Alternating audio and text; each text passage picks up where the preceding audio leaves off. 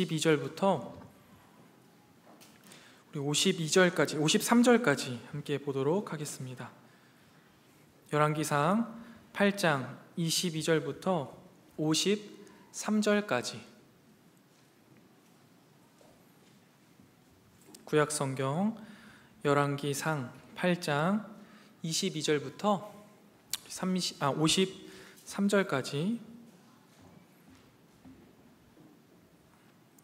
저와 여러분이 한 절씩 교독하고 마지막 절은 함께 읽도록 하겠습니다. 하나님 말씀입니다. 솔로몬이 여호와의 제단 앞에서 이스라엘의 온 회중과 마주서서 하늘을 향하여 손을 펴고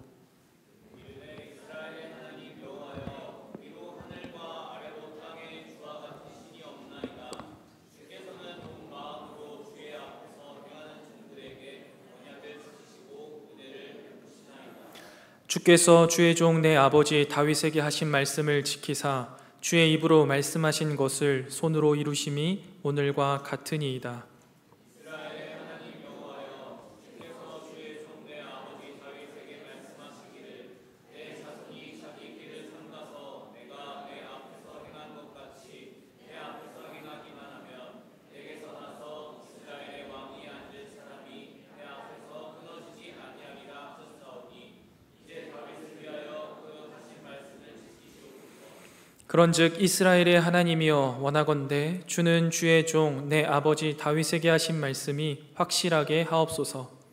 하나님이 참으로 땅에 거하시리이까 하늘과 하늘들의 하늘이라도 주를 용납하지 못하겠거든 하물며 내가 구축하나 이 성전이 오리이까. 그러나 내 하나님 여호와여 주의 종의 기도와 간구를 돌아보시며 이 종이 오늘 주 앞에서 부르짖음과 비는 기도를 들으시옵소서. 주께서 전에 말씀하시기를 내 이름이 거기 있으리라 하신 곳 이 성전을 향하여 주의 눈이 주야로 보시오며 주의 종이 이곳을 향하여 비는 기도를 들으시옵소서. 주의 종과 주의 백성 이스라엘이 이곳을 향하여 기도할 때에 주는 그 간구함을 들으시되 주께서 계신 곳 하늘에서 들으시고 들으시사 사하여 주옵소서. 만일 어떤 사람이 그 유직에 범죄함으로 맹세시킴을 받고 그가 와서 이 성전에 있는 주의 제단 앞에서 맹세하거든 주는 하늘에서 들으시고 행하시되 주의 종들을 심판하사 악한 자의 죄를 정하여 그 행위대로 그 머리에 돌리시고 의로운 자를 의롭다 하사 그의 의로운 바대로 갚으시옵소서.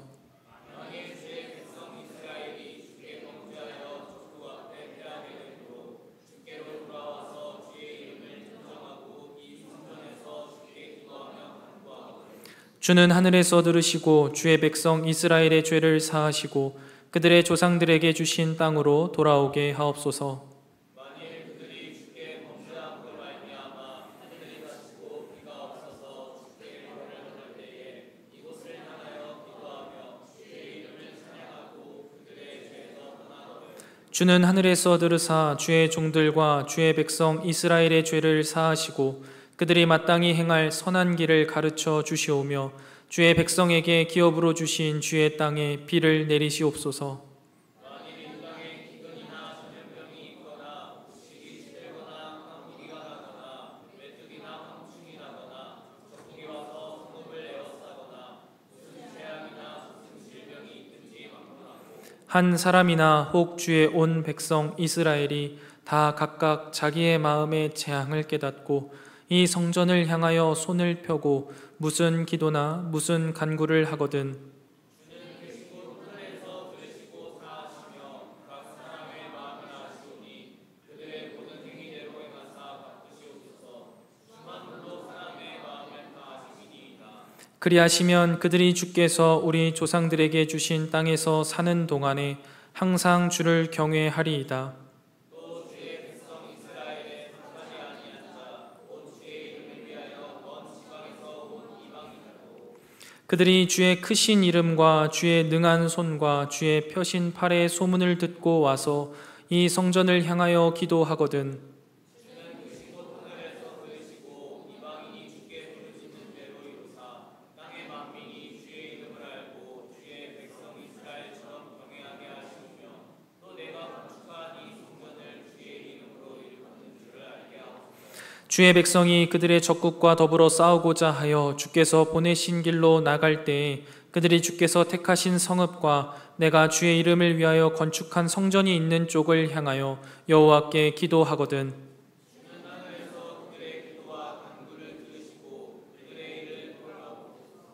범죄하지 아니하는 사람이 없사오니 그들이 주께 범죄함으로 주께서 그들에게 진노하사 그들을 적국에 넘기심에 적국이 그들을 사로잡아 원근을 막론하고 적국의 땅으로 끌어간 후에 그들이 사로잡혀간 땅에서 스스로 깨닫고 그 사로잡은 자의 땅에서 돌이켜 주께 간구하기를 우리가 범죄하여 반역을 행하며 악을 지었나이다 하며 자기를 사로잡아간 적국의 땅에서 온 마음과 온 뜻으로 주께 돌아와서 주께서 그들의 조상들에게 주신 땅 곧 주께서 택하신 성읍과 내가 주의 이름을 위하여 건축한 성전이 있는 쪽을 향하여 주께 기도하거든.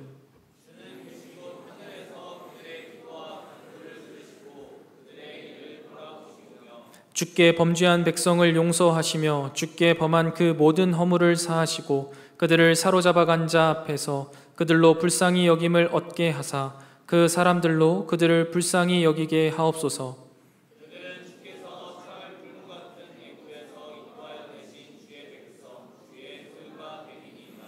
원하건대 주는 눈을 들어 종의 간구함과 주의 백성 이스라엘의 간구함을 보시고 주께 부르짖는 대로 들으시옵소서.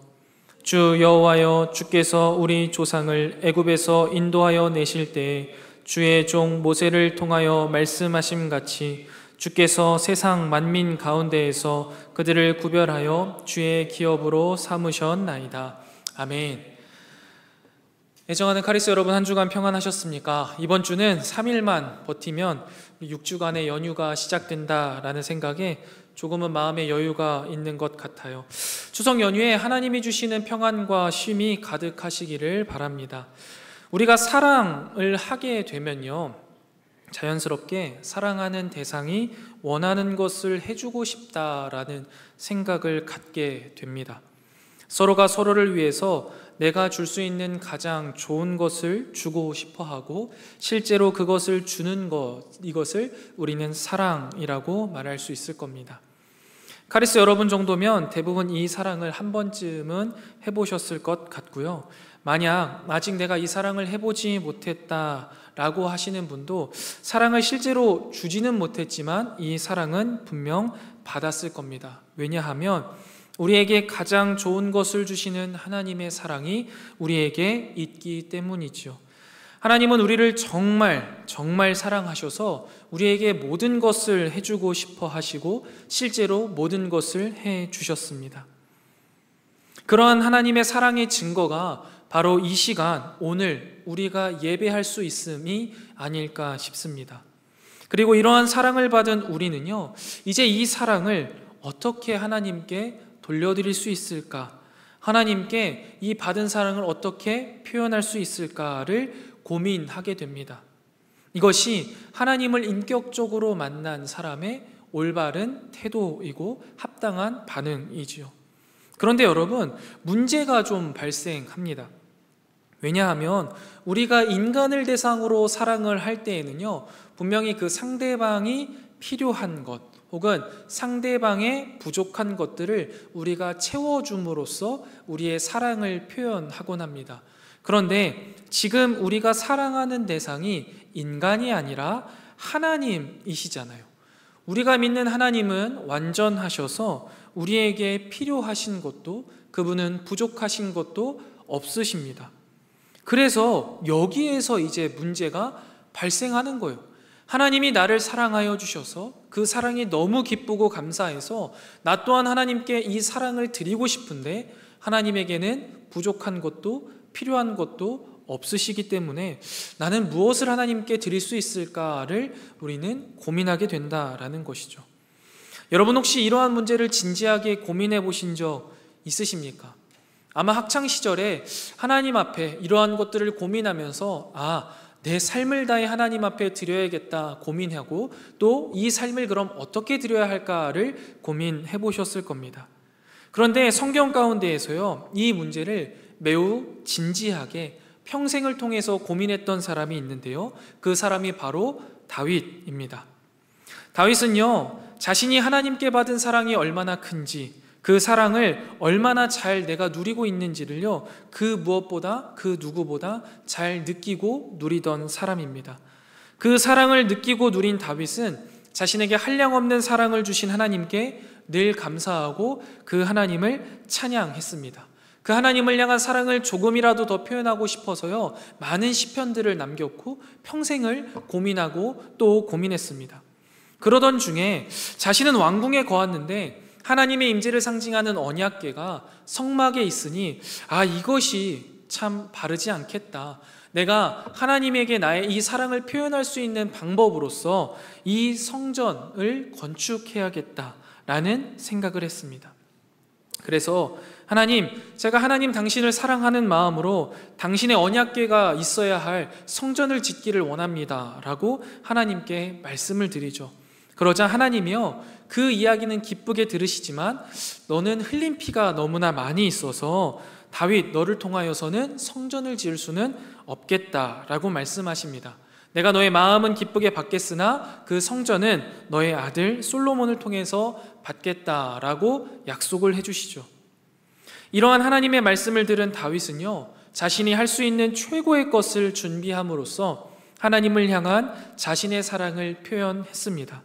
그리고 그의 아들 솔로몬에게 이 모든 것들을 고스란히 넘겨주었고, 그 아들 솔로몬은 아버지의 그 하나님을 향한 사랑을 그대로 이어받아서 성전을 건축하였죠.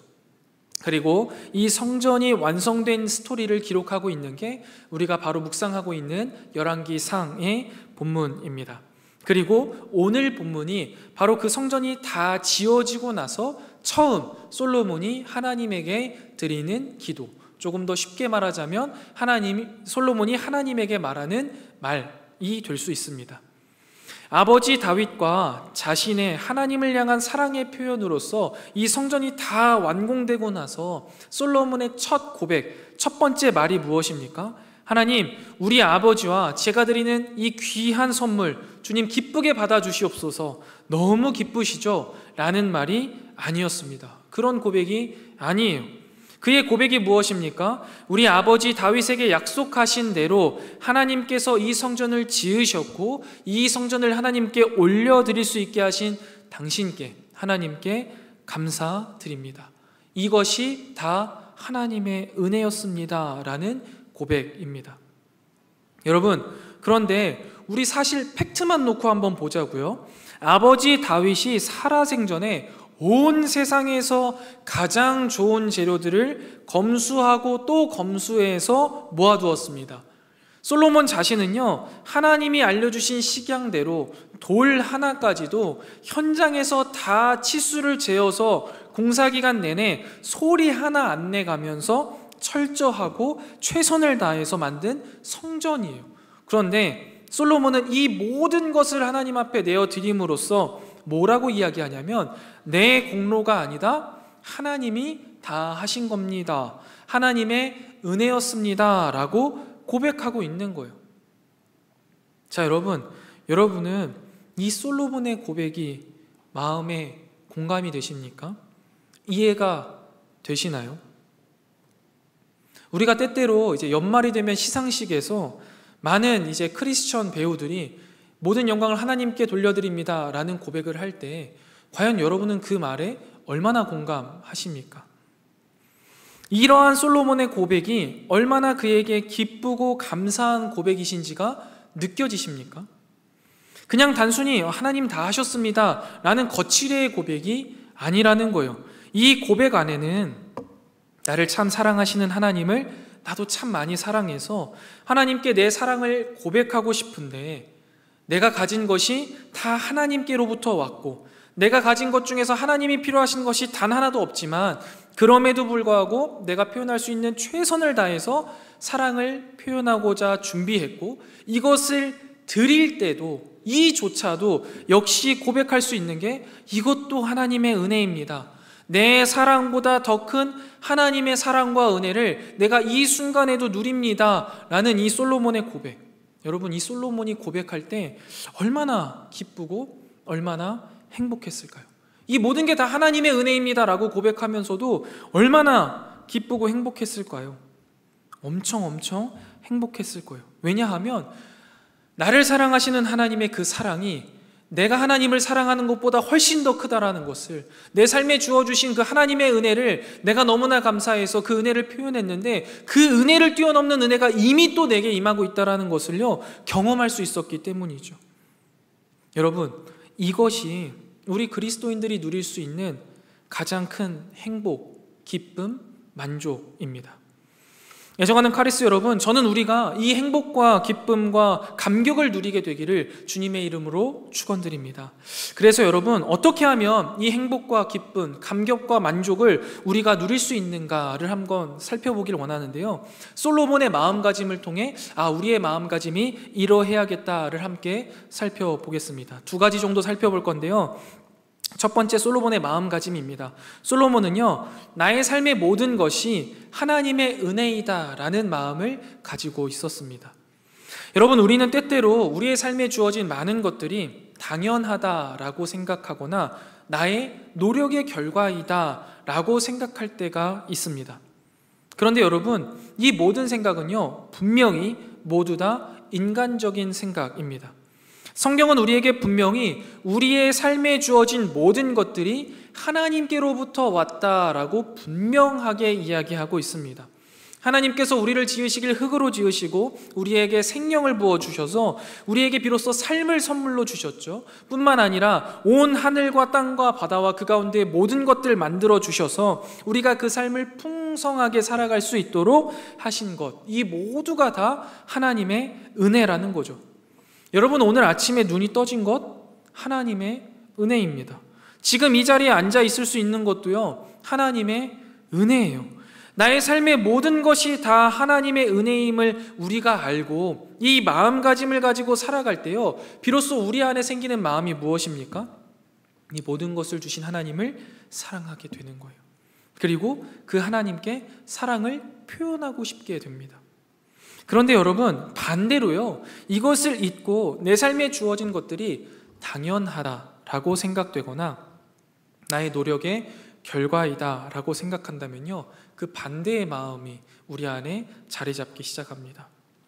여러분, 지금 이 시간이 내 삶의 당연한 시간이라고 한다면 이 시간 하나님 앞에 예배하는 것이요, 내 시간을 낭비하는 아까운 시간으로 느껴질 수 있습니다. 나에게 있는 재물이요, 내가 정당하게 노력한 내 노력의 결과라고 생각한다면 내 재물을 하나님께 드리는 것이요 아깝게 느껴질 수밖에 없어요. 나에게 있는 내 재능이 피나는 나의 노력의 결과라고 우리가 생각한다면 이 재능을 통해 하나님을 드러내는 것이 아깝다라는 생각이 들 수 있습니다. 애정하는 카리스 여러분, 우리의 마음속을 우리 스스로가 들여다봐 봅시다. 과연 나는 이 시간 모든 것들이 하나님의 은혜임을 고백하고 있습니까? 그렇게 고백하는 마음이 우리 안에 분명히 있다면 지금 드리는 이 예배에 감사와 감격이 넘치게 될 겁니다. 내가 살아내는 내 삶의 순간순간마다 감사와 감격이 넘치게 돼요. 제가 처음 성문교회에 부임하고 나서 이제 첫 예배를 드리는데, 그때는요 제 마음속에 이 모든 것이 정말 하나님의 은혜구나, 하나님이 나를 여기까지 이끌어 오셨구나 라는 마음이 충만했습니다. 그래서 예배 시간이 돼서요 저쪽 왼쪽 구석진 자리에 이제 앉아서 예배를 드리는데, 그때 코로나 기간이었거든요. 예배당이 휑해요. 그리고 여기 이제 찬양팀 한 3분 정도 서서 찬양을 하는데, 저는 이미 저쪽 뒤에서요 충만한 은혜를 받고 있었어요. 이 예배 시간이 시작되기도 전에 이미 충만한 은혜가 내 마음속에 가득한 거예요. 이 본당에 하나님과 내가 독대하는 듯한 느낌을 받았고, 그 가운데에요 찬양이 시작하기도 전에, 설교가 시작하기도 전에 많은 은혜와 충만한 은혜를 누리고, 찬양에도 설교에도 그 모든 예배의 순간순간이 저에게 너무 큰 은혜로 다가왔습니다. 그걸 아직도 기억해요. 그런데 여러분, 제가 오늘 설교를 준비하면서 이제 제 이후의 일들을 한번 되돌아봤어요. 어느새 그 은혜가 사라졌어요. 은혜가 사라진 게 무슨 이유가 있겠나 되돌아봤는데요, 단지 아주 단순한 거예요. 하나님 앞에 제가 지금 드리는 이 예배가 너무나 당연하게 생각되어졌기 때문이에요. 매주 돌아오는 당연한 예배가 되어버린 거예요. 모든 것이 다 하나님의 은혜로 고백되는 것이 아니라요, 그냥 당연함으로써 느껴지기 때문에요, 이 예배를 은혜로 드리지 못하고 은혜 받지 못하는 것이죠. 여러분, 은혜 받지 못하는 예배의 원인이 어디에 있다라고 생각하십니까? 설교자의 부족인가요? 찬양팀의 부족인가요? 그렇지 않습니다. 여러분, 은혜를 누리지 못하는 삶의 원인이 어디에 있다라고 생각하십니까? 내가 은혜를 당연함으로 생각하느냐, 은혜를 은혜로 누리느냐의 차이입니다.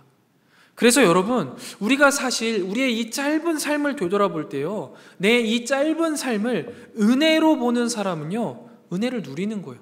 와, 내 이 짧은 기간 안에도, 내 짧은 인생 안에도 하나님이 수도 없이 역사하셨구나. 내가 지금 숨쉬고 있는 것부터 내가 이 자리에 있는 것까지 하나님의 은혜가 아닌 것이 하나도 없구나 라고 고백하는 사람은요, 은혜로서 인생을 살아가는 거예요. 그런데 이것을 당연함으로 보거나 나의 삶의 노력으로 보는 사람은요, 그 가운데 은혜를 보지 못합니다.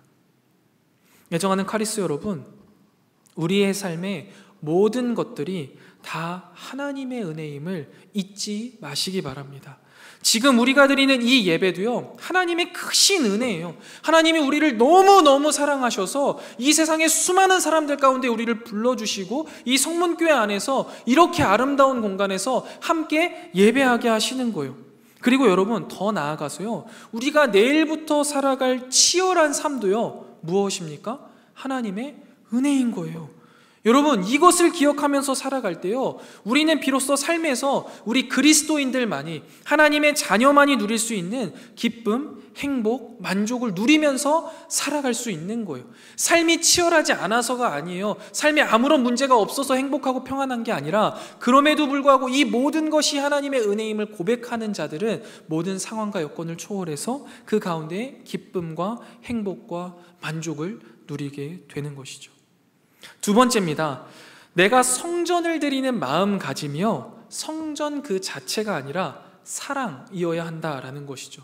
여러분, 우리가 분명히 생각해야 될 것이 있어요. 우리의 삶의 모든 것이 다 하나님의 은혜임을 고백하는 자들은요, 분명히 하나님께 우리의 마음을 고백하고 싶어진다라는 것이죠. 그 사랑을 표현하고 싶어요. 무엇인가 드리고 싶어요. 하나님을 사랑하는 것을 표현하고 싶어진단 말이에요. 그래서 우리도 하나님께 솔로몬처럼 우리의 성전을 지어서 드리고 싶은 마음이 당연하게 생겨요. 그런데 우리가 지난주에 성전보다 더 중요한 것이 하나님을 사랑하는 것이다 라고 이야기했잖아요. 그래서 이 사랑을 어떻게 표현할 것이냐? 순종을 통해서 삶의 모든 부분에서 최고의 것으로 하나님께 드리자라고 이야기했습니다. 그런데 이게 자칫 잘못 이해하면요, 오해할 수가 있습니다. 아, 그래, 솔로몬이 지은 성전처럼 화려하고 대단하고 아름다운 성전을 드림으로써 나도 하나님께 영광을 드러내야겠다, 이러한 것들을 드림으로써 사랑을 표현해야겠다라는 생각을 하게 되는 거예요. 그런데 여러분, 지난주에도 분명히 말씀드렸지만 하나님이 원하시는 것은요, 화려하고 아름다운 성전 혹은 대단한 결과물이 아닙니다. 그 안에 있는 하나님을 향한 우리의 사랑을 가장 원하시고 그것만을 원하십니다. 하나님은요, 크고 거대하고 화려하고 아름다운 것을 원하시는 분이 아니십니다. 하나님은 작고 보잘것없는 것일지라도 그 안에 하나님을 향한 사랑이 있다면 그것을 가장 귀하게 보시고 기쁘게 받으시는 분이 우리 하나님이신 거죠. 그런데 여러분, 우리는요, 솔로몬의 성전만 기억하는 경향이 있어요. 솔로몬의 성전을 드려야지만 하나님께서 영광을 나타내신다, 영광을 받으신다 라고 생각한단 말이에요. 마리아의 향유 옥합만을 기억해요. 뭔가 대단한 것을 가지고 하나님 앞에 드려야 기뻐하신다 라고 생각하는 것이죠. 그런데 그렇지 않잖아요. 하나님은요, 성전을 준비한 다윗의 마음도, 그 다윗의 모습도요, 충분히 기쁘게 받으셨거든요. 뿐만 아니죠, 과부의 두렙돈도 하나님은 매우 기쁘게 받으셨어요. 즉 여러분, 겉으로 보여지는 것이 중요한 것이 아닙니다. 화려함이나 양이 중요한 게 아니에요. 형식이 중요한 게 아니라는 거예요. 그 안에 담겨 있는 하나님을 향한 진짜 사랑이 중요합니다. 하나님이 솔로몬의 성전을 기쁘시게 받으신 이유는요, 성전이 크고 화려해서가 아니에요. 그 성전을 지음으로써 솔로몬이 하나님께 드리고자 했던 사랑, 그리고 그의 중심을 기뻐하신 거죠. 그걸 어떻게 알 수 있냐면요, 오늘 본문 30절부터 53절 보면 긴 본문인데 왜 읽었냐면, 솔로몬이 이제 성전을 드리고 하나님께 기도하는 내용이에요. 바라는 내용들이거든요. 다양한 기도의 제목들이 있습니다. 예를 들어서 우리 백성들의 기도를 들어달라, 이스라엘 백성들이 기도할 때 그 기도를 좀 들어달라, 하나님 앞에 죄를 지어서 기도할 때는 용서해 주시고 회복시켜달라, 여러 어려움 가운데 기도할 때 해결해 주실 것을, 이방인들일지라도 이곳에서 기도할 때 같은 기도의 응답을 달라, 하나님의 뜻을 따라 살아가고자 할 때 동행해 주셔라 와 같은 여러 기도의 제목들을 계속해서 아뢰고 있는데요, 이 모든 기도의 제목들을 큰 카테고리 하나로 꽉 묶어본다면요, 솔로몬은 이 성전을 통해서 하나님께 진짜 드리고자 했던 게 무엇인지를 알 수 있는데, 그게 뭐냐면 하나님의 통치를 구하는 거예요. 이렇게 이야기하면 마음에 잘 안 와닿을 수 있는데요, 풀어서 말하자면 솔로몬은요, 성전을 하나님께 드리는 것 자체가 목적이 아니었습니다. 하나님, 내가 뭔가 대단한 거 하나님께 드리죠? 이거 대단하지 않습니까? 이것으로 제 사랑을 표현하겠습니다가 아니에요. 주님, 이 성전을 주님께 드리는 것은요, 이 성전을 통해서 하나님이 우리와 함께 해주세요. 당신의 통치가 우리 이스라엘 가운데 충만히 임하게 해주세요. 하나님, 우리와 늘 동행해 주시고 우리를 늘 가르쳐 주세요 라는 마음을 표현한 거고, 하나님은 이 마음을 기쁘게 받으신 거예요. 애정하는 카리스 여러분, 그렇다면 우리는 하나님을 사랑하는 마음을 어떤 식으로 표현할 수 있습니까? 여러분은 여러분의 성전을 짓는 것을 중요하게 생각하십니까? 아니면 성전 안에 담겨있는 나의 사랑의 마음, 하나님 나와 늘 동행해 주시고 당신이 내 삶을 다스려 주세요 라는 고백을 더 중요하게 생각하고 계십니까? 혹시 우리는 혹시 성전 자체에 의미를 두고 있는 것은 아닐까 싶은 거죠. 하나님 앞에 나와서 정기적으로 예배하는 것, 교회에서 여러 봉사들을 하는 것으로서 내가 만드는 성전 그 자체의 목적을 두고 하나님, 이 성전을 받으세요 라고 하고 있지는 않습니까? 아니면 하나님, 내가 뭔가 내 삶을 통해서 사회적인 성공을 하고 이 성공을 통해서 하나님 영광 드러내겠습니다 라는 고백을 하고 있지는 않습니까? 여러분, 근데 제가 말씀드린 거 예배하지 말라 이게 아니에요. 봉사 안 해도 된다라는 이야기가 아니에요. 예배해야 합니다. 봉사해야 돼요. 사회적으로도 최선을 다해서 성공하셔야 돼요. 그런데 이런 것들을 통하여서 우리가 목적하는 바가 뭐냐라는 거예요. 예배 그 자체고 봉사 그 자체고 사회적 성공 그 자체가 돼서는 안 된다라는 거예요. 하나님의 사랑을 표현하는 방식으로서의 예배, 하나님의 사랑을 표현하는 방식으로서의 봉사, 하나님의 사랑을 표현하는 방식으로서 우리의 사회적인 성공이 드러나야 하는 것이지, 여러분 만약에 예배 드려요, 봉사 많이 합니다, 사회적 성공을 위해서 정말 최선을 다해서 살아가는데 그 안에 하나님을 향한 사랑이 만약에 없다고 한다면, 그저 예배를 예배로서 드리고 봉사를 봉사로서 하고 사회적 성공을 성공으로서 나아가고 있다면 하나님이 과연 그것을 기쁘시게 받으시겠냐라는 거예요. 과연 하나님이 그걸 원하시느냐라는 거예요. 예배에 단 한 번도 빠지지 않아요. 막 수요 예배, 금요 철야, 주일 예배, 청년 예배, 교회 여러 부서에서 봉사합니다. 그런데 그 가운데 하나님을 향한 사랑이 없어요. 그저 형식이에요. 늘 불평과 불만이 가득해. 교회의 안과 밖이 너무 달라요. 여러분, 이런 삶 하나님이 기뻐하실까요? 사회적으로 참 많이 성공했습니다.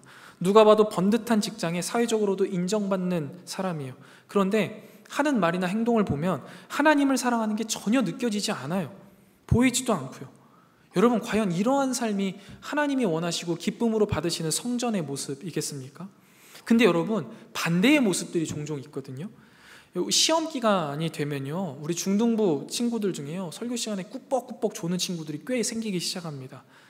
바른 예배의 모습이라고 할 수 있나요? 없지요.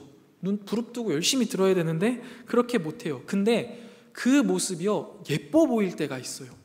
대놓고 자는 애들 말고요, 이렇게 꾸벅꾸벅 조는 친구들이요. 왜 그러냐면 밤새 열심히 공부했잖아요. 하나님의 영광을 위해서 열심히 공부했다고요. 그리고 힘들고 지쳐 나오기 싫은데도 그래도 어떻게든 부모님이 보냈건 자신의 마음이 있었건 나와서 앉아서 꾸벅꾸벅 조는 거, 그 가운데요, 그래도 이 친구는 하나님을 사랑하는구나 라는 모습이 보이면 졸고 있어도 너무 예쁜 거예요. 세상적으로 볼 때요, 특별한 거 없는 사람이에요. 사회적으로 성공한 사람도 아니에요. 그런데 하루하루를 최선을 다해서 하나님 뜻대로 살아가기 위해 애쓰는 청년들의 모습을 볼 때가 있습니다. 그런 모습을 보면 이 사람의 삶을 하나님이 가장 기뻐하시는 게 아닐까라는 생각을 할 때가 있어요. 여러분, 과연 하나님은 어떤 사람이 짓는 성전을, 어떤 사람의 삶을 기뻐하실까요? 여러분, 거꾸로 한번 생각해 보세요. 누군가가 여러분들을 사랑한다고 하는데, 나를 사랑한다고 하는데 1년 내내 연락 없다가 갑자기 한번 와가지고 비싼 선물 사주면서 야, 내가 너 사랑한다 알지? 라고 하면 그 사랑을 받을 사람이 누가 있겠냐고요. 그 사랑의 진정성을 느끼실 수 있겠어요? 아니잖아요. 나를 사랑한다라고 하면서 자신의 커리어를 위해서 나와 함께하는 시간조차 내지 못하는 사람에게 무슨 사랑을 느낄 수 있겠냐는 거예요. 근데 여러분, 거기다가 하나님은 어떤 분이세요? 마음을 감찰하시는 분이시잖아요. 우리의 마음속을 훤히 들여다보신다고요. 그런데 내가 아무리 예배를 잘 드리고 여러 봉사에서 봉사하고 내가 아무리 사회적 명망이 있다라고 하더라도 그 속에 하나님을 향한 사랑의 마음이 없다면 그게 과연 하나님에게 어떤 기쁨이 되고 어떤 영광이 되겠습니까? 애정하는 카리스 여러분, 하나님이요, 우리에게 원하시는 것은요, 성전 그 자체가 아니라는 사실을 분명히 아셔야 돼요. 성전으로 표현되는 하나님을 사랑하는 우리의 사랑을 하나님은 원하시는 거예요. 그래서 우리가 늘 고려해야 되고 늘 붙들어야 될 건 내 마음속 하나님을 향한 사랑이에요. 과연 내가 정말 하나님을 사랑하는가? 과연 내가 진심으로 하나님을 사랑해서 이렇게 살아가고 있는가? 내가 하나님을 사랑해서 이 말을 하는 거고 내가 하나님을 사랑해서 이 결정을 내린 것일까를 고민하면서 살아가야 돼요. 그렇다면 여러분, 그 선택이 비록 틀릴지라도, 그 행동이 비록 부족해 보일지라도, 그 말이 때로는 실수가 된다 할지라도요, 그게 하나님에게 큰 영향을 끼치지 않는다고요. 오히려 하나님은 그걸 기쁘게 받으시는 거예요. 왜? 그 안에 하나님을 사랑하는 마음이 있었으니까. 그렇다면 여러분, 이제 우리가 분명히 알아야 돼요. 우리가 하나님 앞에 드릴 유일한 게 무엇입니까? 하나님을 향한 우리의 사랑이에요. 형식이나 형태가 중요한 게 아니라고요. 내 마음속에 진짜 하나님을 사랑해서 하는 나의 그 작은 행동일지라도 하나님은 기쁨으로 받으신다라는 것이죠. 말씀을 정리해 보겠습니다. 애정하는 카리스 여러분, 나를 사랑하시는 하나님, 나도 참 그 하나님을 많이 사랑해서 하나님께 내 사랑을 고백하고 싶은데 내가 가진 그 모든 것이 이미 하나님께로부터 왔습니다. 모든 것이 다 하나님의 은혜입니다 라고 고백할 수밖에 없는 기쁨을 누리시는 여러분들 되시길 축복합니다. 이것이요, 우리에게 너무나 큰 기쁨이어야 해요. 야, 하나님이 날 참 사랑하셔서 그 사랑 표현하고 싶은데 이미 하나님에게 내게 주신 은혜구나, 모든 것이 다 하나님의 은혜구나 라고 고백할 때요, 얼마나 기쁜지 몰라요. 그리고 그렇게 내가 가진 것 중에 하나님이 다 주셨기 때문에 실제로 하나님이 필요하신 것 하나 없지만 그럼에도 불구하고 내가 어떻게든 하나님에게 내 사랑을 표현하기 위하여서 내 성전을 지어가는 것이죠. 그리고 중요한 것은 성전 자체가 목적이 아니라 하나님을 향한 내 사랑의 목적이어야 함을 분명히 기억하면서 외형적인 것과 결과적인 것에 집중하기보다 그 안에 사랑에 집중해서 드리는 매일매일의 삶, 순간순간의 행동, 순간순간의 언행이 하나님에게는 가장 큰 사랑의 선물이라는 것을 기억해야 할 것입니다. 그러면요, 여러분, 우리 마음속에요, 참으로 기쁨과 행복을 누릴 수 있게 돼요.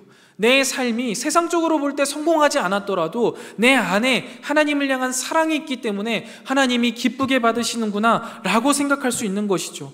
나를 사랑하시는 하나님, 나의 모든 필요를 채우시는 하나님, 그분께 우리는 최선을 다해서 사랑을 표현하고 그 사랑을 표현할 때조차 내 사랑보다 더 큰 사랑을 나에게 주시는 하나님의 사랑을 경험하는 것, 이 놀라운 은혜와 사랑을 누리게 되는 우리 카리스 공동체 되기를 주님의 이름으로 축원드립니다.